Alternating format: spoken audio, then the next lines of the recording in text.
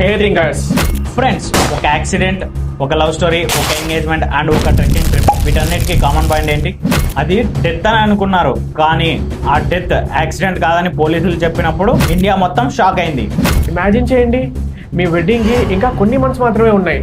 Destination wedding plan అయింది, luxury arrangements complete అయ్యాయి, ఫ్యూచర్లో బాలి ట్రిప్ కూడా ప్లాన్ చేశారు.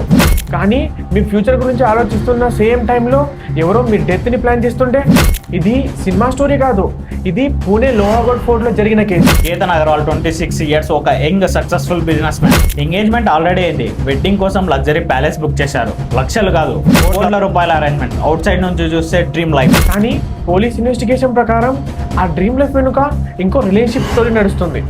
పోలీస్ అలిగేషన్స్ ప్రకారం సియా గోయల్ అండ్ చేతన్ చౌదరి వీళ్ళిద్దరూ లాస్ట్ 6 months లో 2000కి పైగా ఫోన్ కాల్స్ మాట్లాడారు. క్వశ్చన్ ఏంటి, ఎందుకు మాట్లాడారు? పోలీసుల ప్రకారం June 18 కన్నా కొన్ని అవర్స్ ముందు సియా అండ్ చేతన్ ఒక కేఫ్లో కలిసి ఫైనల్ ప్లాన్ డిస్కస్ చేశారని పోలీసుల ఇన్వెస్టిగేషన్లో తెలిసింది. డెస్టినేషన్ ఏంటంటే లోహాగఢ్ ఫోర్ట్.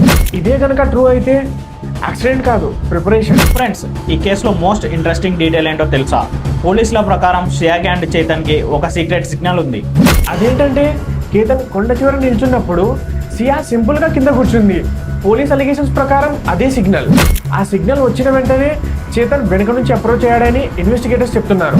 ఎవ్రీ క్రిమినల్ ఒక మిస్టేక్ చేస్తాడు. పోలీసులకు బ్రేక్ ఇచ్చిన క్లూ ఏంటి? అక్కడ 33 degrees హీట్ ఉంది, అందరూ నార్మల్ డ్రెస్లో ఉన్నారు, కానీ సీసీటీవీలో చూస్తే ఒక పర్సన్ హుడీ వేసుకున్నాడు.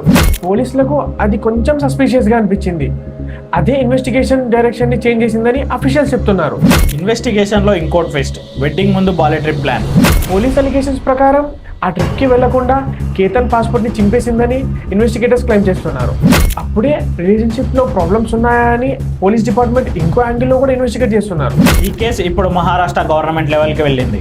Today Maharashtra chief minister victim ఫ్యామిలీని కలిశారు అండ్ ఫాస్ట్ ట్రాక్ కోర్టుకి కేసుని ఫార్వర్డ్ చేశారు.